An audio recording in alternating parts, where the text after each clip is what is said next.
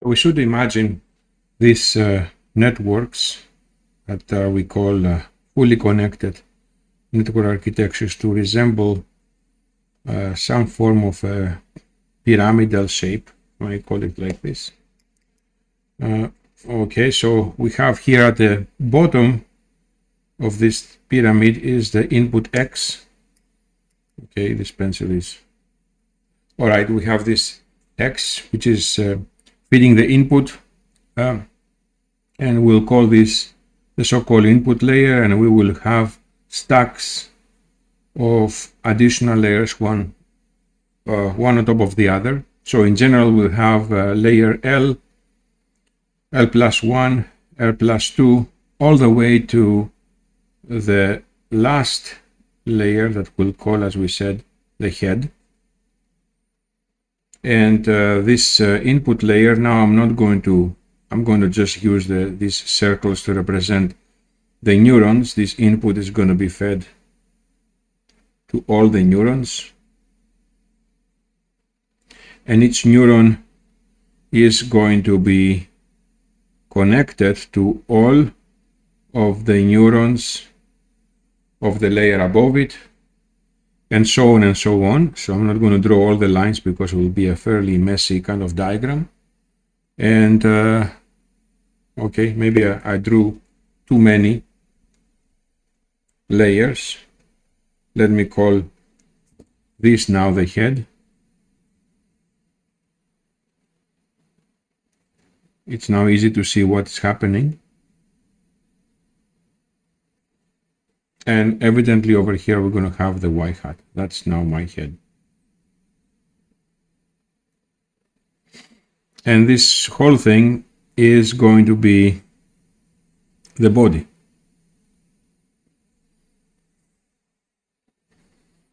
All right, so that is, if you like, the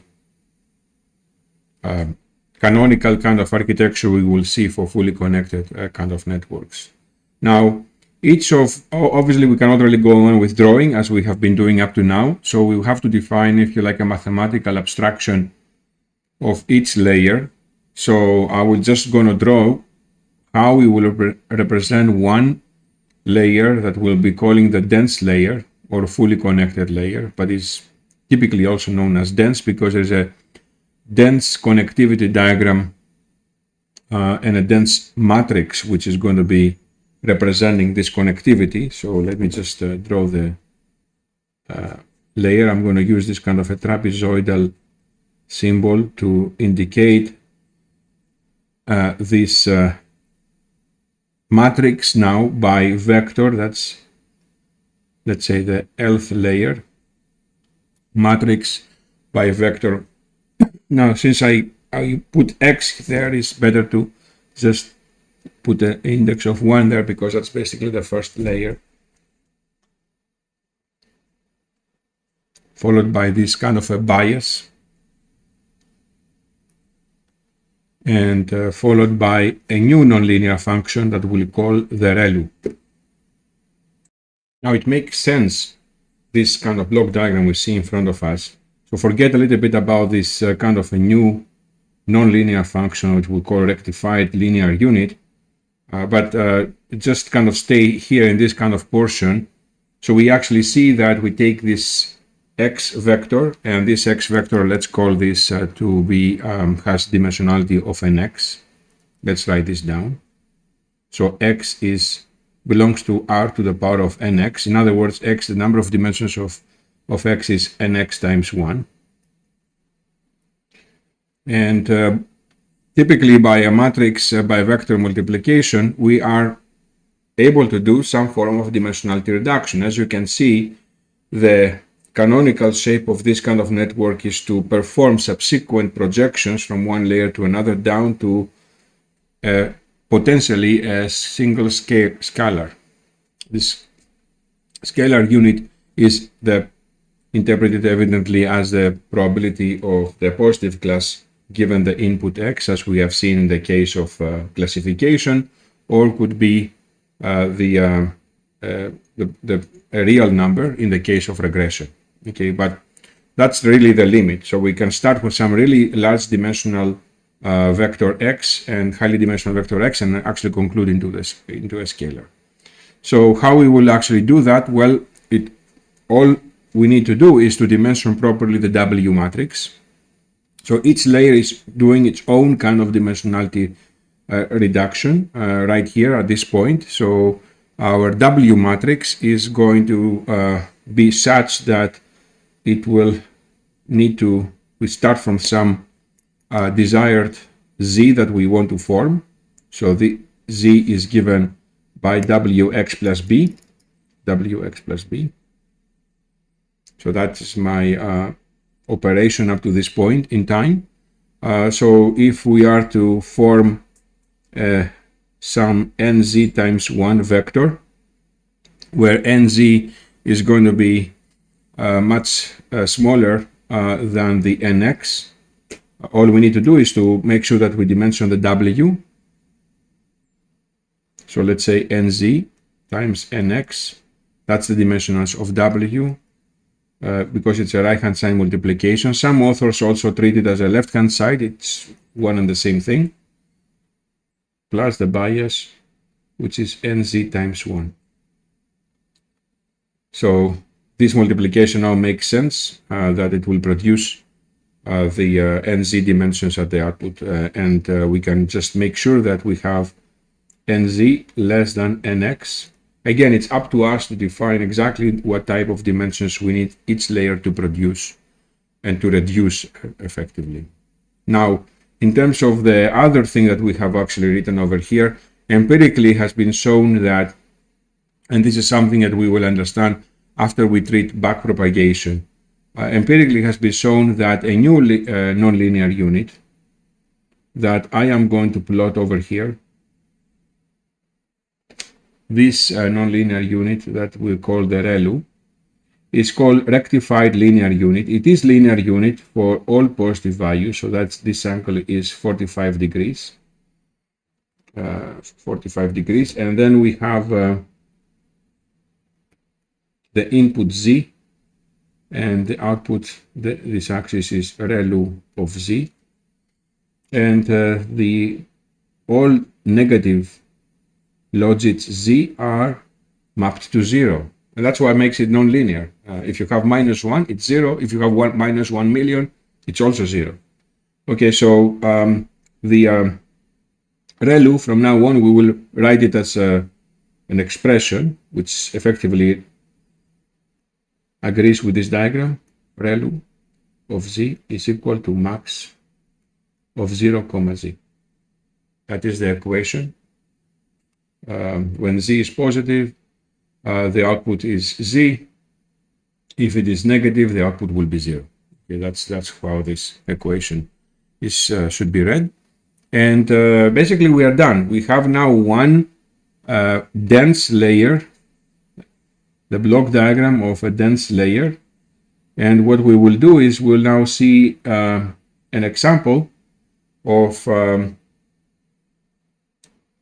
where we're actually going to put all these kind of multiple layers stacked together.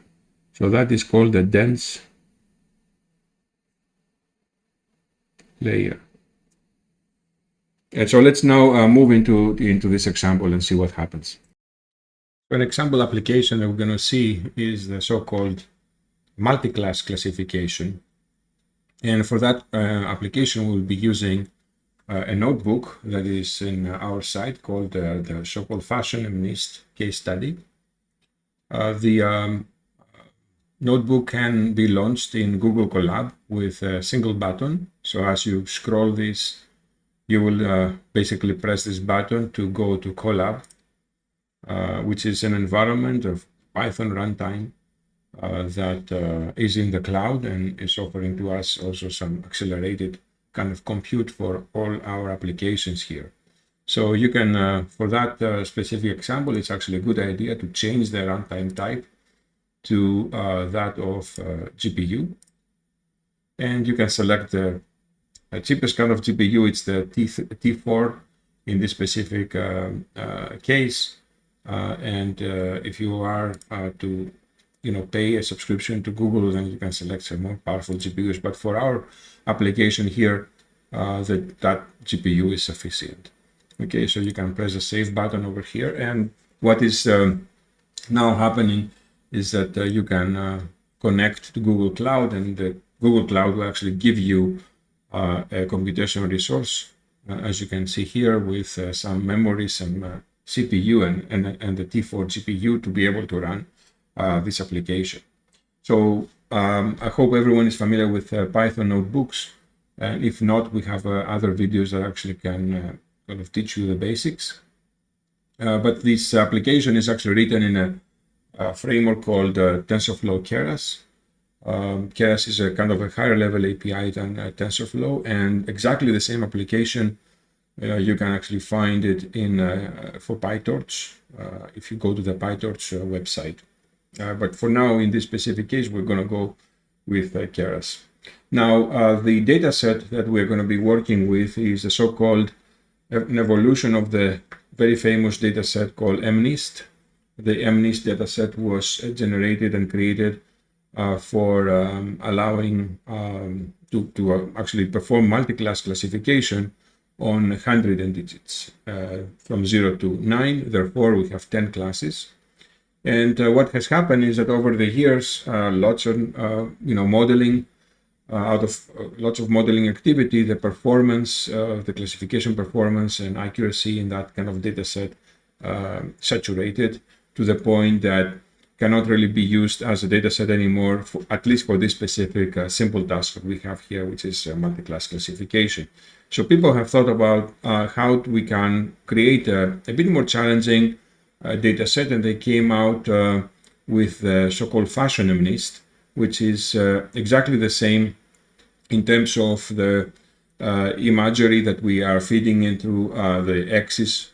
Our axis here are 28 by 28 pixels, grayscale images. And instead of 100 digits, we have the fashion items. And here, you scroll down a little bit, you can, first of all, you can load the data set with just a single line of code. And here are the 10 classes that we will be concerned with in this specific example. All right, so we have 60,000 training images after we split our data set to train and validation, or test as it's called here.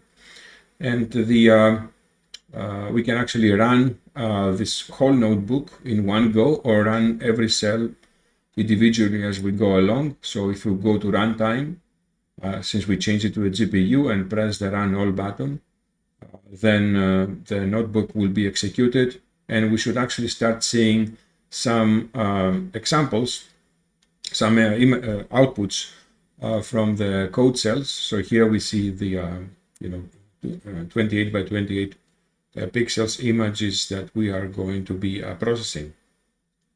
So what we will do now is we will scroll a little bit just to see some examples, and stay at this point that we are going to be building a model, a predictor. This predictor is going to be consisting of fully connected layers. And this is our model over here. And what we will do is we'll convert these lines of code into a diagram in our document camera here. And so I'm going to stop and switch to the other scene where we have we'll be writing and generating, if you like, this diagram. Okay, so let's see.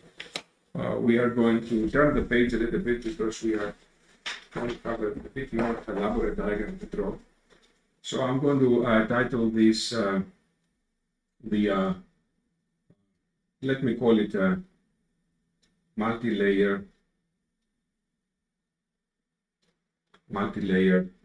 Let me also bring the microphone close by. So multi-layer classification.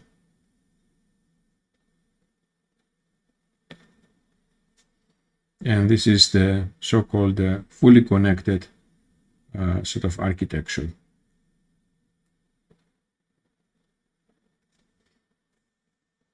So the model, if we see the code, is going to be able to process this type of data. However, we are not ready yet to process images. So what we will do is we will flatten these 28 by 28 images. So remember that we have been dealing with, we have been given these 28 by 28 pixels images, sort of representing some kind of fashion item, something like that. And and then we are going to flatten that kind of image to create a vector. So the first thing that happens is that we take this x, let me call it x prime for lack of a better letter, and we will pass it through the flatten function to create an x. And if this x prime is 20 by 28, well, if you multiply 28 by 28, you're coming up with a number called 768. Okay, so it is going to be 768 times 1. That's my vector over here. And then from that point onwards, we will be applying a stacking of fully connected or dense layers, as we called them earlier. So we are going to be applying this W1 times X, followed by the so-called bias 1, followed by a ReLU to generate the H1. And then we are going to see exactly what are the dimensions that want us to use over here. So in this specific example, in this specific code, I can see that they want us to use to have a dimensionality reduction from 768 to 128 size over here. So my H1 over here is going to be a 128 times 1. All right. So what is now going to happen is that we have now the first layer kind of completed. So the output of this kind of layer is going to go into another dense layer, but this dense layer is going to be the head of the network. So we will take H1 and we will pass it through another transformation, another reduction. Well, we know exactly the number of dimensions that we need to hit, since it's our last layer in the network, is evidently going to be 10, because we have 10 classes to classify. We need to have a 10-dimensional vector at the output of the network. So we'll see exactly how we will convert this vector into probabilities in a moment, but that's basically in terms of dimensions, at least we know what we will end up. So this is going to be W2, H1. That's another, followed by some kind of bias. That's a second layer bias. And then we are going to have a block that we'll be calling softmax. That is going to produce for us the y hat. And let me now explain what a softmax is and why we didn't have a ReLU, first of all. So if we had a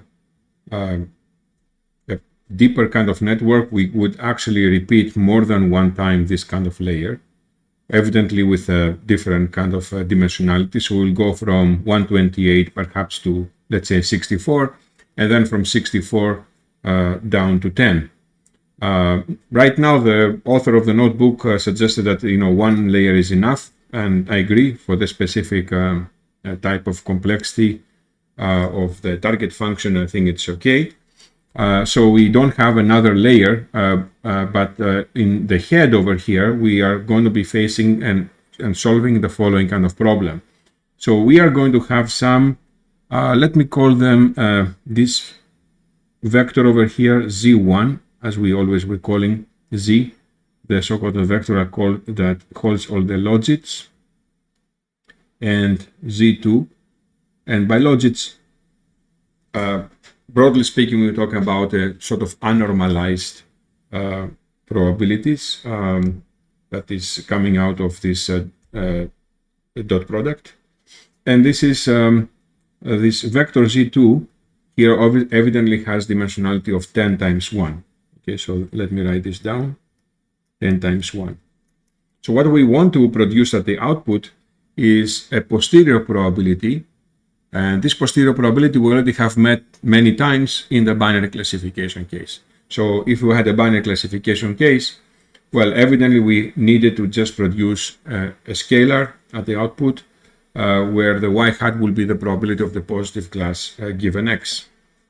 However, over here, we are not going to have a scalar. We need to have 10 probabilities. So we will need to produce a probability distribution. So that's the first important point.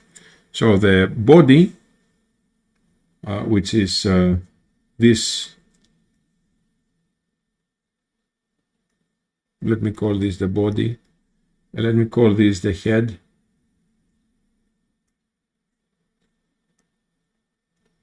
Is generating, if you like, the some dimensions. In fact, I would call, yeah, let me just call this the head. Okay, that's fine.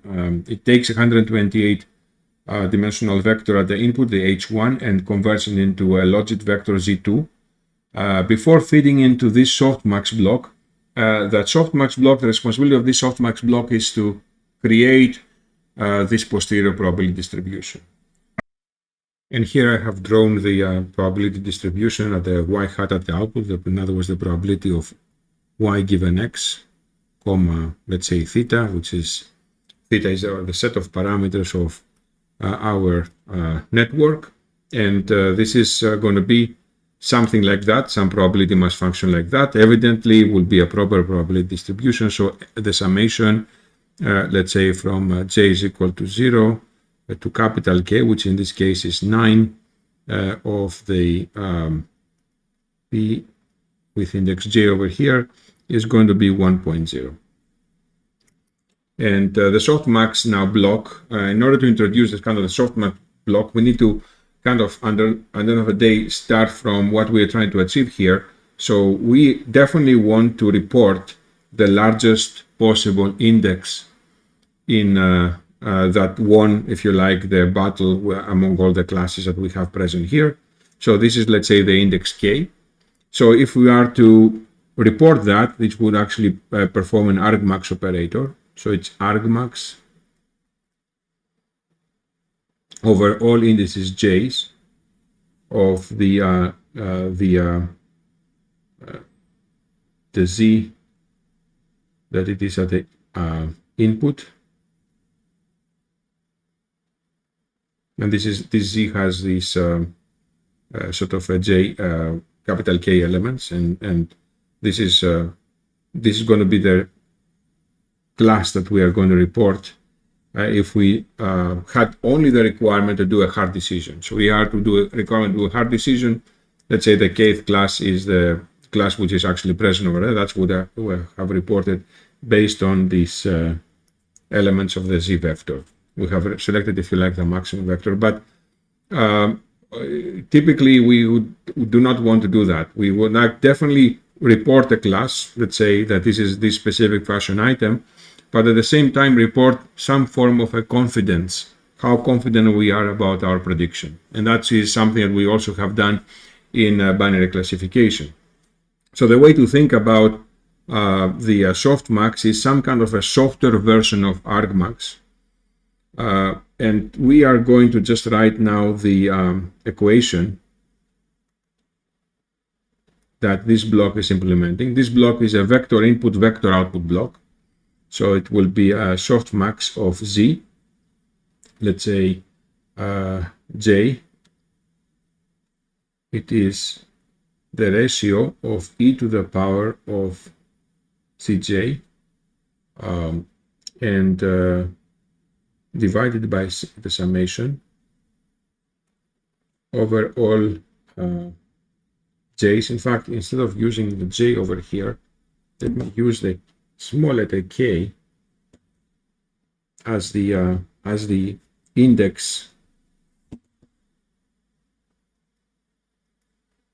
So small letter k, and this is e to the power of cj.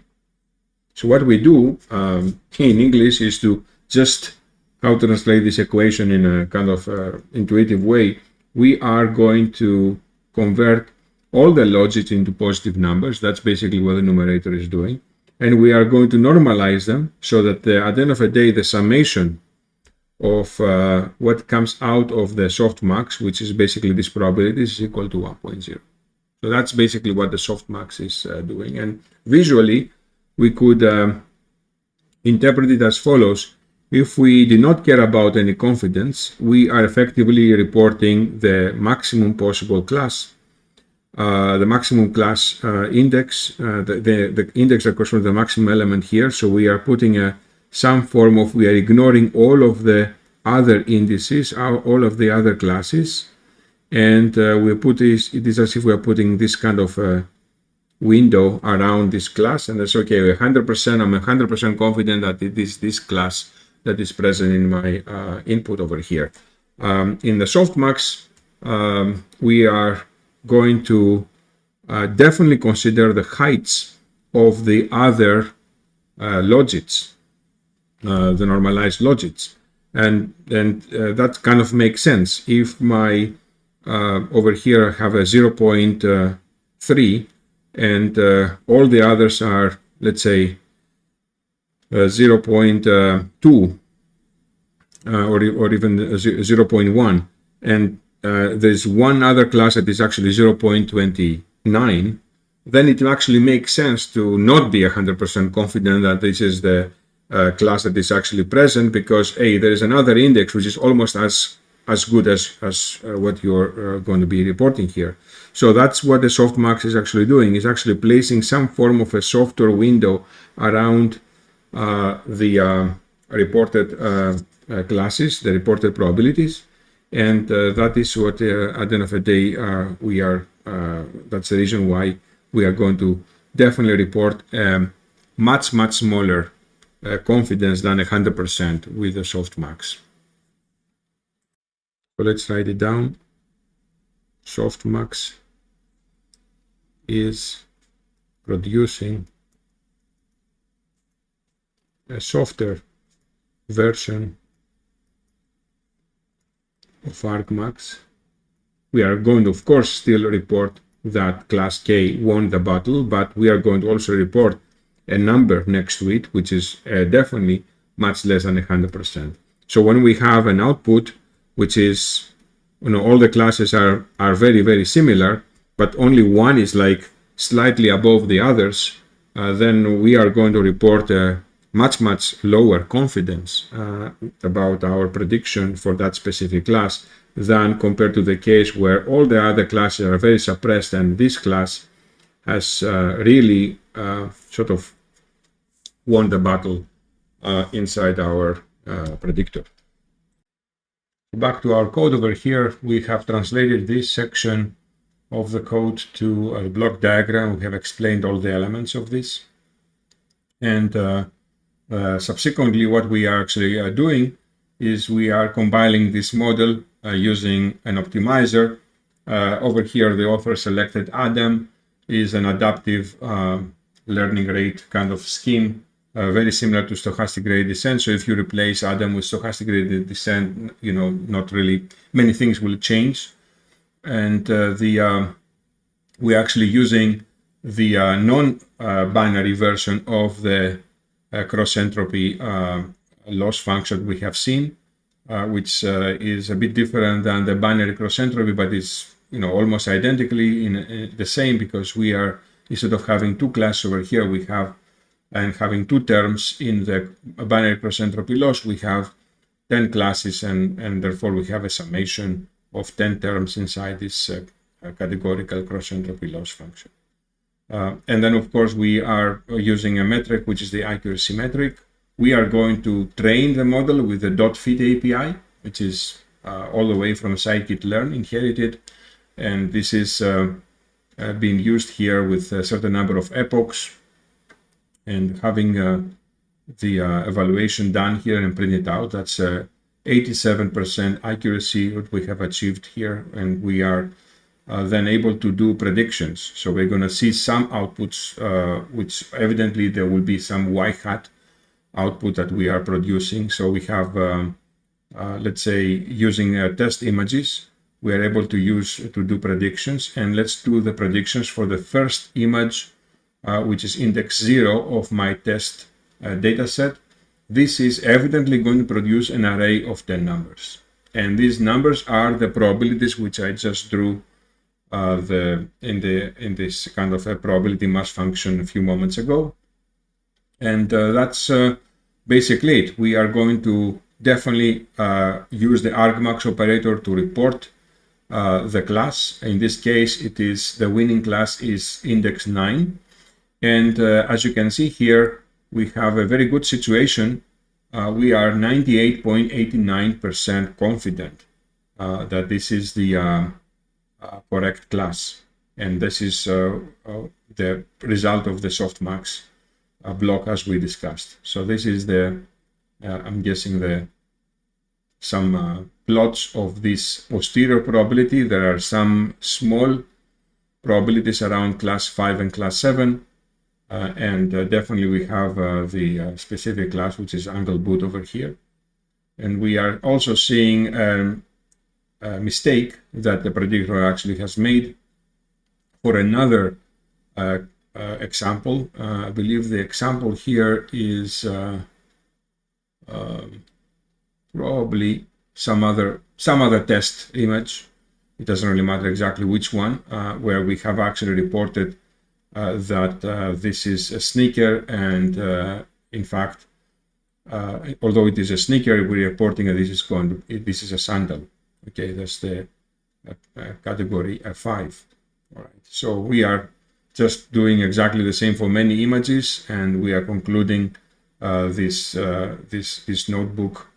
And that's basically it. We have just went through our first application that is actually using fully connected layers, and we are going now to go into discussing a little bit on how the internals of this kind of training procedure are working. More specifically, we are going to be concerned a little bit with the calculation of the gradient, which is present in stochastic gradient descent.